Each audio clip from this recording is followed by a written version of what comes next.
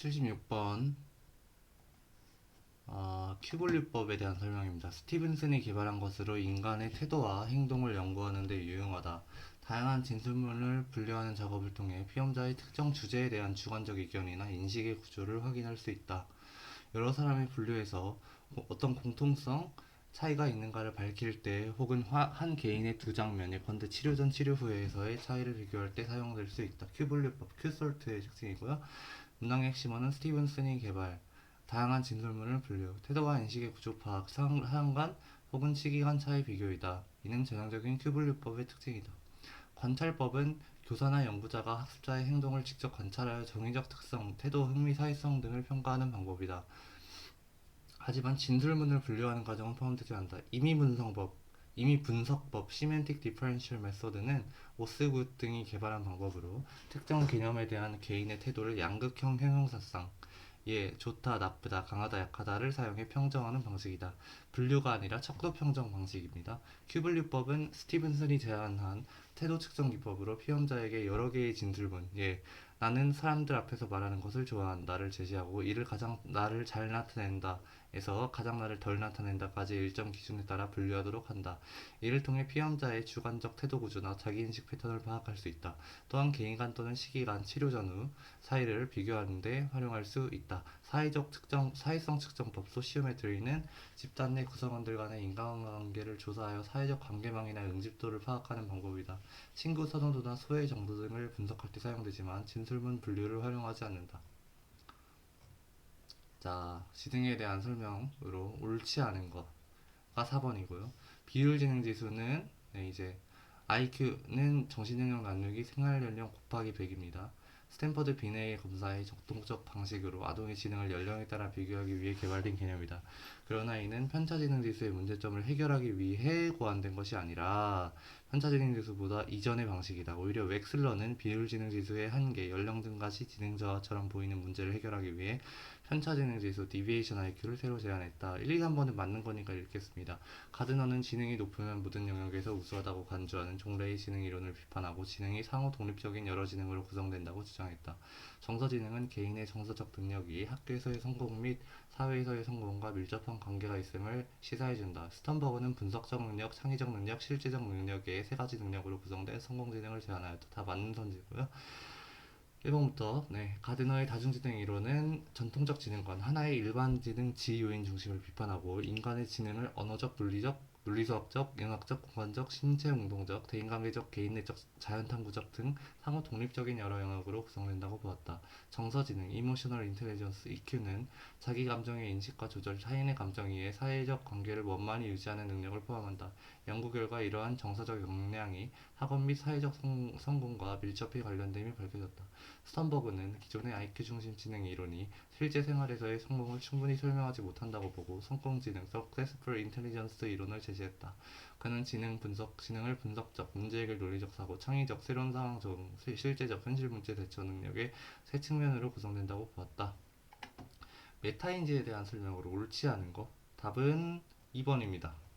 이제 옳은 거는 이제 있겠습니다. 자신의 인지 과정을 점검하고 조절하는 기능이 메타인지고요. 사고에 대한 사고, 인지에 대한 인지로 볼 수 있고 내가 무엇을 알고 무엇을 모르는지에 대한 지식이다. 메타인지에 대한 설명 맞고요.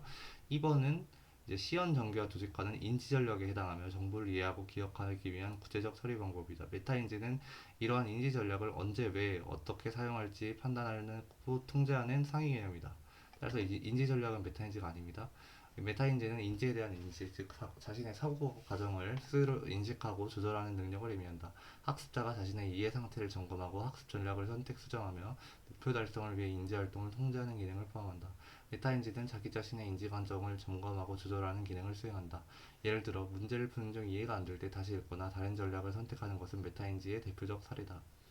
메타인지는 흔히 사고에 대한 사고, thinking about thinking, 인지에 대한 인지로 정의된다. 자신이 어떻게 생각하고 있는지를 인식하는 것이므로 맞다.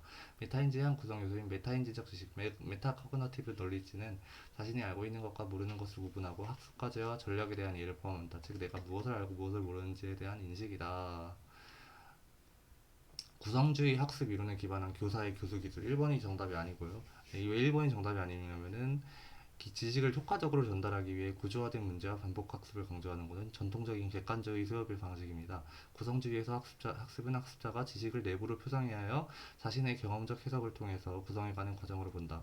2, 3, 4번은 맞는 선지니까 읽겠습니다. 구성주의 학습 이론에 기반한 교사의 교수 기술입니다. 학생 스스로 사고 과정을 통해 문제를 해결하도록 촉진한다. 협동학습을 통해 학생이 생각을 능동적으로 발전시키도록 돕는다. 실제 환경에서 직면하게 되는 문제를 학습 과제로 제시하여 학습한 내용과 실제 세계를 연결하도록 한다. 다 구성주의 학습의 이론에 기반한 교사의 기술 맞고요. 구성주의 학습은 학습자의 자기주도적인 관점을 강조하고, 구성주의 학습은 원래 사회적 대화적 활동이다. 공동체 구성원들 간의 대화가 깊이 있는 사고를 촉진시킨다. 구성주의 학습은 상황에 기초하여 일어난다. 학습이 진정한 의미를 갖기 위해서는 풍부한 맥락, 실세계의 상황이 반영된 실제 상황에서 이루어져야 한다. 교육사상가들에 대한 설명을 옳지 않은 게 3번입니다. 허친스는 듀이와 함께 진보주의 교육협회를 설립했다고? 아닙니다. 허친스는 듀이의 진보사상을 전면 반대한 항존주의 사상가입니다. 1, 2, 4번은 맞는 거니까 읽겠습니다. 파크허스트는 달턴 플랜에서 학생과 교사가 계약을 맺는 계약학습을 제시하였다. 아들러는 파이데이아 제안서에서 학생들이 동일한 교육 목표를 가지는 교육과정을 주장하였다. 킬패트릭은 학생이 자신의 학습을 계획하고 활동을 수행하는 프로젝트 학습법을 제시하였다. 맞습니다. 파크허스트의 달턴 플랜은 개별 교육에 바탕을 둔 중등교육 방법으로서 1920년 매사추세츠 주 돌턴시에 있는 고등학교에서 이 방법을 실시하였다. 이 플랜은 학교 교육과 과정 안에 들어있는 각 과목을 1개월 단위로 나누어 과제를 할당하였다. 학생은 자신의 학습 계획을 자유롭게 짤 수 있지만 다음 단계가 시작되기 전에 그 달에 할당되어 있는 과제를 다 끝내야 한다. 81번입니다. 군집성 산창 권력구조 하면 이제 잭슨이죠. 네, 답은 1번 잭슨이고요. 네, 잠재적 교육과정을 제시했습니다. 잭슨은 잠재적 교육과정이라는 용어를 최초로 사용한 학자이다. 잠재적 교육과정이란 학생이 학교 생활을 하는 가운데 학교 운영 중에서 얻는 경험을 말한다. 잭슨은 교실생활 연구를 통해 잠재적 교육과정의 원천으로 군집성, 상층 권력 등을 제시하였다. 프랭클린 보빗은 교육과정을 매우 과학적, 효율적으로 설계하려 했던 초기 교육과정 이론가다. 그의 핵심은 사회에서 요구되는 성인의 삶을 분석하고 그 삶을 수행하기 위해 필요한 행동들을 세분화한 뒤 그것을 학교 교육과정으로 조직해야 한다는 것이다. 즉 사회적 욕구, 필요한 행동, 교육 목표, 교육 내용이라는 흐름이다. 보빗은 인간의 삶을 직업, 시민생활, 가정생활 등으로 나누고 각각에게 필요한 구체적 기능을 분석하여 교육 목표로 설정해야 한다고 보았다. 이런 점에서 행동주의적 목표 설정, 직무 분석, 효율성 표준화가 핵심 키워드이다. 시험에서는 보빗이 과학적 교육과정, 사회적 효율성, 성인생활 분석, 행동 단위로 목표 설정이 나오면 보빗을 떠올리면 된다. 단점으로는 인간을 지나치게 기능적 존재로 보고 학습자의 자율성이나 창의성을 경시한다는 비판이 함께 줄기되기도 한다. 파울로 프레이리는 보빗과 정반대 지점에 있는 비판적 교육학자다. 그는 기존 학교 교육을 은행적 음식 교육이라고 비판했다. 이는 교사가 지식을 일방적으로 전달하고 학생은 그것을 수동적으로 저장하는 방식이다. 프레이리는 이런 교육이 학생을 비판 없이 수능하는 존재로 만든다고 보았다. 대신 그는 문제제기식 교육을 제시한다. 여기서는 교사와 학생이 대등한 관계로서 대화를 통해 현실 문제를 비판적으로 인식하고 이를 통해 이식화, 컨사이테이제이션을 이루는 것이 목표다. 핵심은 대화 비판적 사고, 억압 구조 인식, 해방이다. 시험에서는 은행적 음식 대 문제제기식, 이식화, 대화 중심 교육, 교사 학생 상호 주체성이 나오는 프레일이다. 또한 교육을 단순한 지식 전달이 아니라 사회 변혁의 도구로 본다는 점도 마주 보습니다. 마지막으로 이게 위긴스는 그랜트 위긴스는 현대 교육과정 평가 이론에서 매우 중요한 인물로 특히 이해 중심 교육과정 UBD, Understanding by Design과 백워드 설계, 백워드 디자인으로 출제된다. 위긴스의 핵심은 교육을 설계할 때 무엇을 가르칠 것인가가 아니라 학생이 최종적으로 무엇을 이해하고 할 수 있어야 하는가에 대해서 출발해야 한다는 것이다. 그래서 1단계에서 목표 핵심의 본질적 질문을 설정하고 2단계에서 그 이해를 평가할 수행평가를 설계한 뒤 3단계에서 수업 활동을 구성한다. 즉 목표 평가 수업 순서이다. 또한 그는 단순한 기가 아니라 전이 가능한 이해, 실제 상황에서 적용 가능한 수행을 강조한다. 시험에서는 백워드 설계, 수행평가, 이해 중심 전이 본질적 질문 이 핵심 키워드이다. 백워드 설계, 수행평가, 이해 중심 전이 본질적 질문 나오면은 이제 뭐지? 위긴스라고 보시면 됩니다. 네. 그리고 이제 정리하면 보빗은 사회적 효율성과 행동 분석을 기반으로 한 과학적 교육 과정을 강조하고 프레이리는 억압적 교육을 비판하며 대화와 비판적 이식을 통한 해방을 강조하며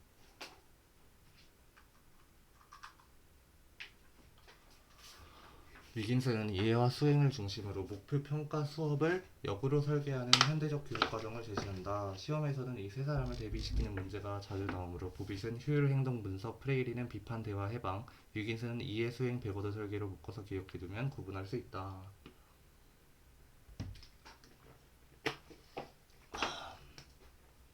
다음은 이제 82번 옳지 않은 거 답 4번입니다. 지방자치단체의 교육 초중등교육법상 우리나라 국공립초등학교, 중학교, 고등학교 및 특수학교 학교회계 제도에 대한 설명. 지방자치단체의 교육비 특별회계 전입금은 학교회계 세입 항목이 맞습니다. 네, 교육교육의 수입에서 국가 일반회계나 지방자치단체의 교육비 특별회계로부터 받은 전입금은 학교회계 수입으로 규정하고 있습니다. 그리고 네, 학교운영위원회 심의를 거쳐 학부모가 부담하는 경비도 학교 세입으로 규정하고 있습니다. 네, 1, 2, 3번은 맞는 거니까 읽겠습니다. 회계 연도는 매년 3월 1일에 시작하여 다음해 2월 말일에 끝난다. 학교운영위원회 심의를 거쳐 학부모가 부담하는 경비는 학교 회계의 세입으로 한다. 학교회장은 회계 연도마다 학교 회계 세입 세출 예산안을 편성하여 학교운영위원회에 제출해야 한다. 맞는 설명이고요. 로저스의 인간중심 상담 이론에 대한 설명으로 적절하지 않은 거 2번입니다. 내면의 경험을 자각하고 수용할 수 있도록 하기 위해 지금 여기보다 과거에 더 주목한다. 아닙니다. 인간중심 상담은 현상학적 이론에 기반을 두기 때문에 과거보다는 지금 여기에 자신의 주관적인 생활세계에 더 관심을 줍니다. 인간중심 상담이란 1942년 로저스에 의해 제안되어 상담이론으로 상담교사가 피상남자인 학생에게 자기 자신을 스스로 이해, 발견, 통찰을 한 상태에서 자신의 문제를 스스로 해결할 수 있도록 안내, 조언 등을 하는 조직적 봉사활동을 말한다. 자, 134번 맞는 선지니까 로저스의 인간중심 상담 이론에 대한 설명입니다. 인간에게는 선천적으로 자아실현의 경향이 있다고 본다. 맞고요. 상담자가 갖추어야 할 중요한 태도로 이거 진솔성, 무조건적, 긍정적, 존중, 공감적이 이거 세 가지 외우세요. 상담자가 갖추어야 할 중요한 태도로 로저스 인간중심 상담 이론에서는 진솔성, 무조건적, 긍정적, 존중, 공감적 이해를 제안하였다. 외적으로 부여된 가치의 조건화가 주관적인 경험을 왜곡하고 부정할 때 문제가 발생한다고 본다. 지방교육 자체에 관한 법령상 교육감에 대한 설명. 기억 니은 리을이 맞습니다. 네, 기억 니은 리을. 교육규칙의 제정에 관한 사항은 교육감의 관장사무에 해당한다. 맞고요. 주민은 교육감 소환할 권리 가지고 교육감의 임기는 4년으로 하며 교육감의 계속 재임은 3기에 한한다. 디귿에서 시도이해에 제출할 교육학에 관한 조례안에 관하여 심의 의결할 권한을 가진다고 했는데 네, 이거는 시도교육학예 상임위원회의 권한입니다. 시도의회에 제출할 교육학예에 관한 조례안과 관련하여 심의 의결한 권한을 가진다는 교육감의 권한이 아니라 시도교육학예 상임위원회의 권한이다. 스키너의 행동주의 학습과 반도라의 사회인지 학습의 공통점에 해당하지 않는 것은 3번입니다. 이제 해당하는 것부터 일단 보겠습니다. 스키너의 행동주의 학습과 반드라의 사회 인지 학습의 공통점입니다. 강화 처벌의 개념을 받아들이고 학습의 요인으로 경험의 중요성을 인정하고 행동을 촉진하기 위해선 피드백이 중요하다고 봤습니다. 근데 신념과 기대가 행동의 변화를 가져온다고 본 거는 인지주의적 관점이므로 스키너는 동의하지 않습니다. 네, 스키너의 행동주의 학습과 반도라의 사회인지 학습, 인지주의와 행동주의 절충은 행동주의 측면에서 공통점이 있다. 즉 강화, 처벌, 경험의 중요성, 피드백의 중요성 등은 행동주의적 요소는 공통점이 있으나 신념과 기대가 행동의 변화를 가져온다는 것은 인지주의적 관점이므로 스키너는 동의하지 않습니다. 자, 의무교육 제도에 대한 설명을 옳지 않은 거 2번입니다. 지방자치단체로부터 의무교육 대상자의 교육을 위탁받은 사립학교의 설립자 경영자는 의무교육을 받는 사람으로부터 수업료와 학교 운영 지원비를 받을 수 없다고 규정하고 있습니다. 네. 지방자치단체로부터 의무교육 대상자의 교육을 위탁받은 사립학교의 설립자 경영자는 의무교육을 받는 사람으로부터 수업료와 학교 운영 지원비를 받을 수 있다 해서 틀렸습니다. 없답니다. 그리고 지방자치단체는 국립 또는 사립부의 초등학교, 중학교 또는 특수학교에 일부 의무교육 대상자에 대한 교육을 위탁할 수 있다. 맞고요. 모든 국민은 그 보호하는 자녀에게 6년의 초등교육과 3년의 중등교육을 받게 할 의무를 진다. 맞고요. 취약아동명부의 작성을 담당하는 읍면동의 장은 입학연기 신청서를 제출받은 후 입학연기 대상자를 취약아동명부에서 제외하고 입학연기 대상자 명단을 교육장에게 통보해야 한다. 맞습니다. 다음에 강령 수기 설계 나오면 이제 워커죠. 네. 문제의 제시문은 워커의 실기체적 교육과정 개발 이론에 대한 절차를 소개한 것이다. 워커는 개념 경험주의자로 현장에서 교육과정의 개발 실제에 관심을 두고 현장에서 실제로 교육과정이 개발되는 과정, 강령 수기 설계를 있는 그대로 묘사한 것이다. 타일러는 이제 목표 중심인 교육과정 이론, 아이즈너는 이제 예술적 교육과정 이론, 타바는 현장 중심 교육과정 이론을 제안했다. 강령을 표방하고 해당 강령을 지지하는 자료를 검토하는 강령 단계, 다양한 대안을 검토하고 이를 토대로 적절한 대안을 도출하는 수기 단계, 선택한 대안을 구체적 프로그램으로 만든 설계 단계, 이걸 모두 포함하는 교육과정 개발 이론은 워커의 이론입니다. 그리고 상하천자, 이천자 하면 앞편 정약용이고요. 네, 이제 제 질문은 정약용의 앞편을 설명해 놓은 것이다. 당시 문자 학습서였던 천자문의 비교육성을 지적하고 이에 대처할 수 있는 문자 학습서로 이천자로 된 앞편은 저술을 하였다. 성악지표 경로교결 학교 모범은 율곡 이의 저서이다. 앞편에 대한 설명입니다. 정약용이 지었습니다. 체계적 한자 학습을 위하여 엮은 교육용 구제로서 천자문의 결점을 극복하기 위해 만들어졌고 상하 각각 천자를 수록하여 이 천자로 구성이 되었고 상권에는 유형적 개념에 해당하는 한자를 담았고 하권에는 계절, 기후, 방위 등의 무형적 개념에 해당하는 한자를 담았습니다.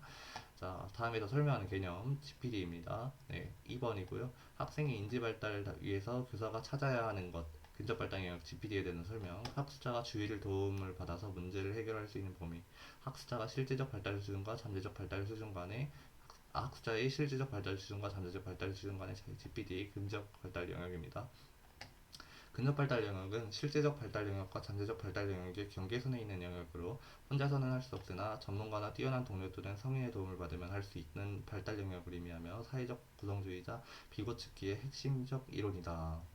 3번 이제 교사는 전문성을 바탕으로 학생을 교육한다라고 했는데 그런 규정은 존재하지 않습니다. 교육기부법에서 교육기부법 제14조 1항에 학교교육에서 교원의 전문성은 존중되며 교원의 경제적 사회적 지위는 우대되고 그 신분은 보장된다고 규정하고 있지만 네,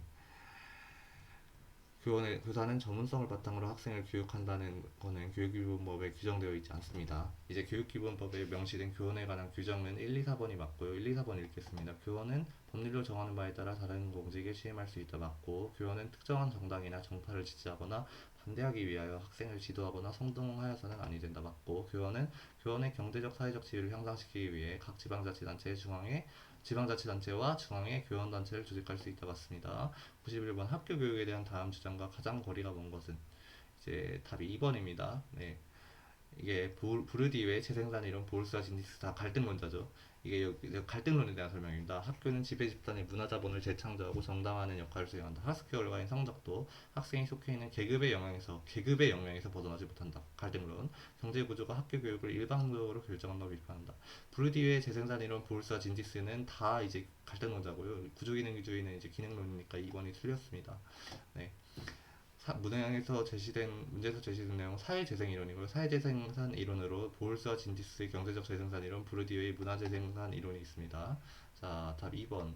정서특증의 취학전 어린이들을 위한 보상교육이 이제 교육 결과의 평등을 위한 정책에 해당하고요. 저소득층의 취학전 어린이들을 위한 보상교육이 이제 교육 결과의 평등을 위한 정책에 해당되고 1, 3, 4번 보겠습니다. 네, 1번은 보장적 평등. 취약을 가로막는 경제적, 지리적, 사회적 재반창을 제거해주는 취약 보장 대책은 보장적 평등이고요. 그 다음에 한국의 고교 평준화 정책은 명목상 조건의 평등이고요. 초등등 교육의 의무 무상화는 허용적 평등, 보장적 평등에 해당한다. 결과 평등은 교육 조건이 평등화되어도 교육 결과의 평등이 보장되지 않는 것으로 밝혀지자 교육 결과 즉 학업 성취의 평등을 위한 적극적인 조치를 취해야 한다는 주장이 나타났다. 그것은 단순히 학교를 다니는 데에 목적이 있는 것이 아니라 배워야 할 것을 배우는 데에 목적이 있으므로 교육의 결과가 같지 않으면 결코 평등한 것이 아니라는 생각에서 출발하였다. 그 대표적인 정책이 보상교육 정책이다. 저소득층의 취약전 어린이들을 위한 보상교육은 교육 결과의 평등을 위한 정책에 해당됩니다. 그리고 93번 서양교육사에서 나타난 사실. 답은 이제 3번이고요. 17세기 감각적 실학주의는 감각을 통한 지각, 관찰학습, 실물학습을 중시하였다. 맞습니다. 1번, 네. 아테네 교육입니다. 고대 그리스의 아테네에서는 신체와 영혼의 균형을 교육의 목적으로 추구하여 교육과정에서 읽기, 쓰기, 문학, 철학의 비중이 컸습니다. 아테네의 교육, 스파르타는 국가에 충성하는 용감한 군인을 기르기 위해 인문학적 소양보다는 애국심과 군사적 소양을 중요시하였고요. 이번에서 고대 로마 시대에는 초기부터 공교육 체제가 확립되는 게 아니라 고대 로마 시대의 고유한 교육은 가부장 중심의 가정교육이었습니다. 공립학교 교육, 수사학교는 로마 후기 제정로마 시대의 그리스의 영향을 받아 발달하게 되었습니다. 4번에서 산업혁명기 벨과 랭커스트의 조교법은 소규모 토론식 수업 방법이 아닙니다. 산업혁명기 벨과 랭커스트의 조교법은 연장에 우수한 학생에게 교사가 먼저 읽기 쓰기를 가르치고 교육받은 학생 조교들이 10명 정도의 아동들을 가르치는 집단 학습이었다입니다. 답 3번. 이제 적절하지 않은 것. 표준화 검사 도구를 활용할 때 유의할 점. 우리가 수능 같은 걸 볼 때 상황에 맞춰 검사의 실시 채점 결과의 해석을 융통성 있게 변경하나요? 아닙니다. 그냥 100분이 뜨죠. 네, 그리고 1, 2, 4번은 맞는 선들이고요. 네, 봅시다. 검사 실시 쪽에 적합한 내용의 검사를 선택한다. 검사의 타당도, 신뢰도, 객관도, 실용도를 고려하여 검사를 선택한다. 검사를 사용하는 사람이 검사에 대한 객관적인 식견이 있어야 한다. 이게 다 표준화 검사 도구를 활용할 때 유의할 점을 적절한 거고요. 표준화 검사란 검사 도구, 검사 실시 과정, 채점 및 해석이 표준화되어 있는 검사를 말한다. 따라서 표준화 검사는 학사 상황에 맞춰 검사의 실시 채점 결과의 해석을 융통성 있게 변경하는 것이 아니라 상황을 뛰어넘어 검사의 실시 채점 결과의 해석을 정해진 표준 방식에 따라 실시해야 한다. 2015 개정교육과정에 대한 설명으로 옳지 않은 거. 답 4번입니다. 총초등학교 1, 2학년의 학습 부담을 줄이기 위해 총수업 시간 수를 감축한 게 아닙니다. 2015 개정 2015 교육과정에서는 초등 1, 2학년의 수업 시수를 주당 1시간 늘리되 학생들의 추가적인 학습 부담이 생기지 않도록 창의적 체험활동 시간을 활용해 체험 중심의 안전한 생활을 편성 운영하도록 했습니다. 추구하는 인간상을 구현하기 위한 핵심 역량으로 자기관리, 지식정보 처리, 창의적 사고, 심리적 감성, 의사소통 공동체 역량을 제시했고 고등학교 공통과목으로 통합사회와 통합과학을 신설하였습니다.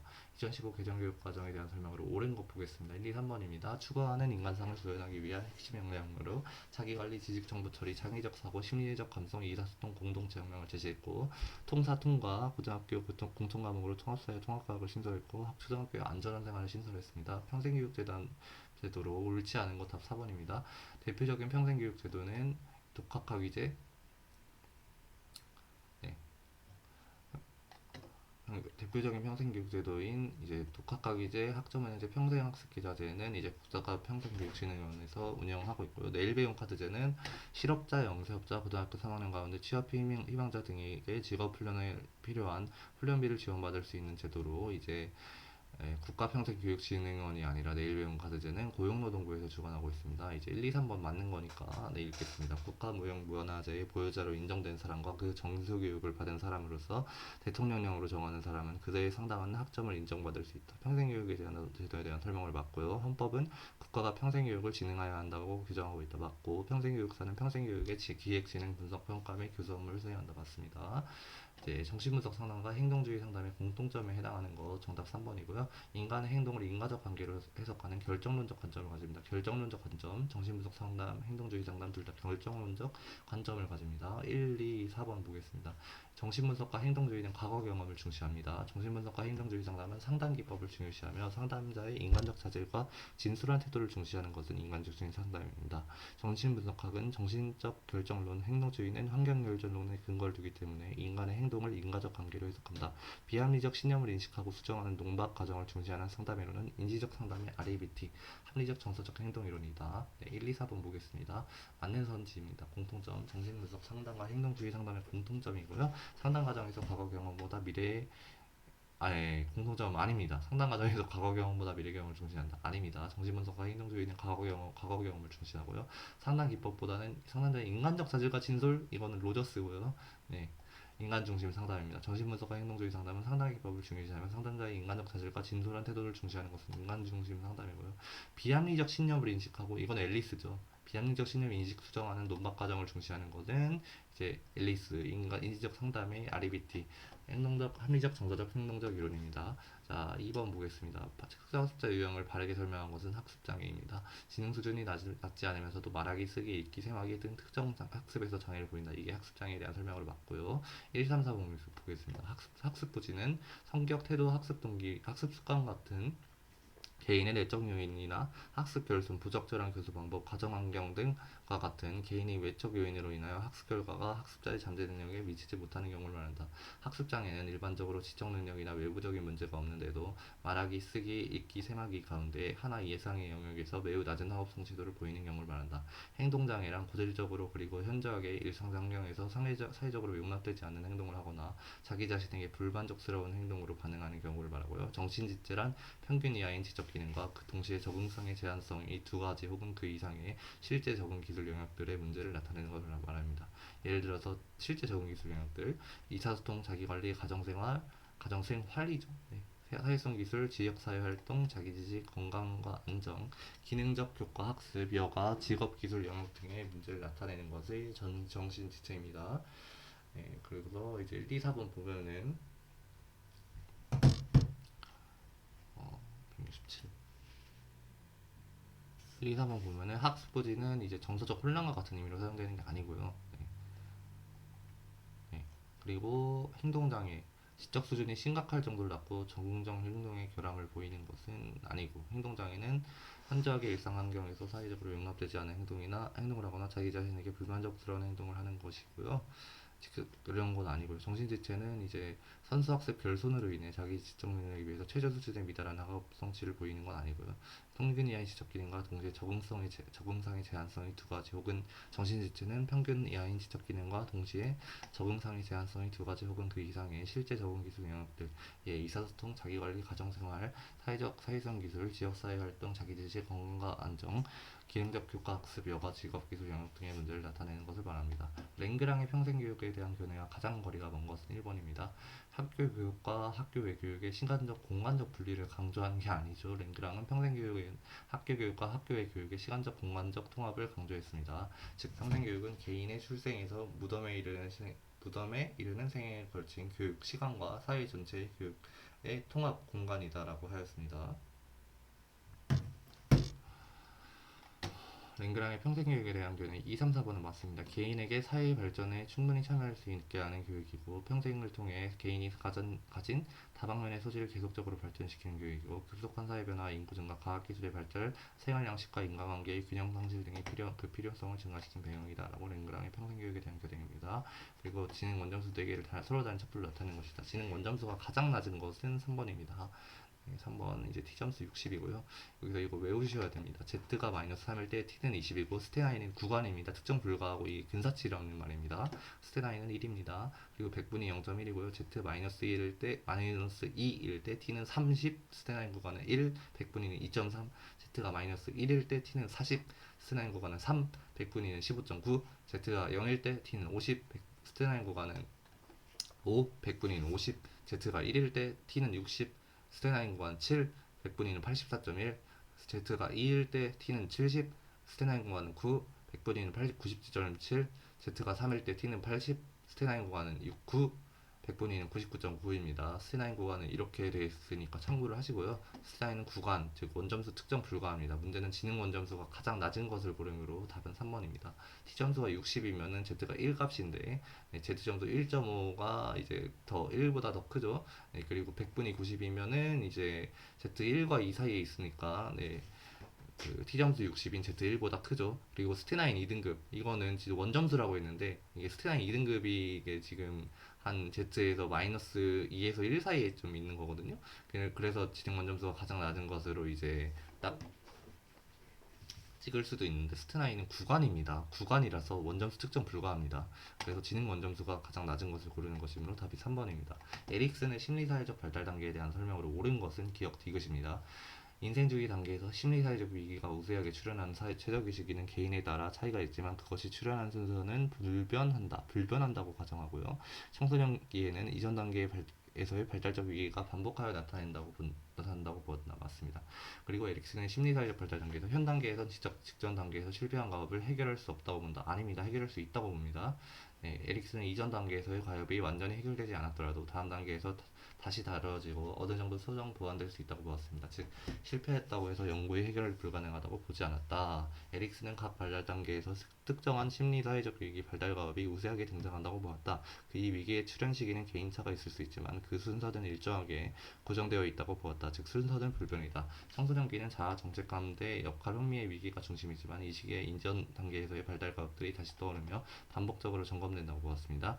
자, 봅시다. 이제 배버의 관료제 특성과 순기능 및 역기능 연결한 것을 적절하지 않은 것. 관료제 특성, 순기능, 역기능 순위인데요. 경력지향성, 유인체제, 이사소통 저해라고 나오는데 아닙니다. 경력지향성의 역기능은 업적성과 연공제 간의 갈등입니다. 그래서 경력지향성, 유인체제, 이사소통 저해는 이사소통 저해가 경력지향성의 역기능이 아니라 업적성과 연공제 간의 갈등이 역기능이고요. 분업과 전문화가 관료제 특성이고 순기능 전문성, 역기능 권태, 몰인정성은 합리성이 있는데 사기가 저하되고요. 규정과 규칙은 계속성과 통일성이 있는데 경직성과 본말 전도가 있습니다. 그리고 학교 운영위원회에 대한 설명으로 옳지 않은 거 1번입니다. 위원수는 5명 이상 20명이냐? 아닙니다. 학교운영위원회 위원수는 5명 이상 15인 이하의 범위에서 학교의 규모 등을 고려하여 교육부령으로 정한다라고 규정하고 있습니다. 네, 그게 좀 숫자를 다 낮춘 거죠. 네, 그 다음에 2, 3, 4번은 옳은 거니까 보겠습니다. 공립학교의 경우 학교 예산안과 결산, 학교 교육과정의 운영 방법, 학교 급식 등을 심의한다. 공립학교의 경우 교육공무원법 제29조의 3, 제8항에 따른 공모 규정의 공모 방법, 임용평가 등을 심의한다. 학교 운영의 자율성을 높이고 지역의 실정과 특성에 맞는 다양하고도 창의적인 교육을 할 수 있도록 하는데 그 목적이 있다. 자유학기 제안에 대한 설명으로 옳은 것은 3번입니다. 자유학기 활동으로는 진로 탐색 활동, 주제 선택 활동, 예술 체육 활동, 동아리 활동이 있고요. 네, 그 다음에 1번 자유학기에는 지필평가를 지향하고 수행평가 등 과정정시의 평가를 강조하고 2013년도부터 연구학교에서 시작되었고 2016년도부터 전면 시행되었습니다. 자유학기에는 지역사회와 연계하여 진로 탐색활동, 주제선택활동, 동아리 활동, 예술체육활동 등 체험형 프로그램을 운영하고요. 초중등교육법 시행령 44조 2항에 중학교의 장은 두 학기 중 한 학기를 또는 두 학기를 자유학기로 지정해야 한다고 규정하고 있습니다. 그래서 답이 1, 2, 4번은 이제 틀린 겁니다. 자유학기제 기간에는 중간고사, 기말고사, 수행평가, 평가 등을 실시할 수 없다 그랬는데 수행평가는 실시할 수 있어요. 수행평가는 실시할 수 있고 2013년도에 연구학교에서 시작된 거는 맞는데 2016학년도부터 모든 중학교에서 시행되었지. 이것도 이게 연도로 이제 장난치는 거죠. 그 다음에 이제 중학교의 장은 자유계제 실시 여부를 결정할 수 있다고 그랬는데 지정하여야 한답니다. 네, 지정하여야 한다고요. 네, 해당 학교 교원의 자유계제 실시 여부 결정할 수 있다 아니에요. 이게 정책이 이미 그 책정이 됐기 때문에 중학교의 장은 두 학기 중 한 학기 또는 두 학기를 자유학기로 지정하여야 한다고 규정하고 있고요. 네.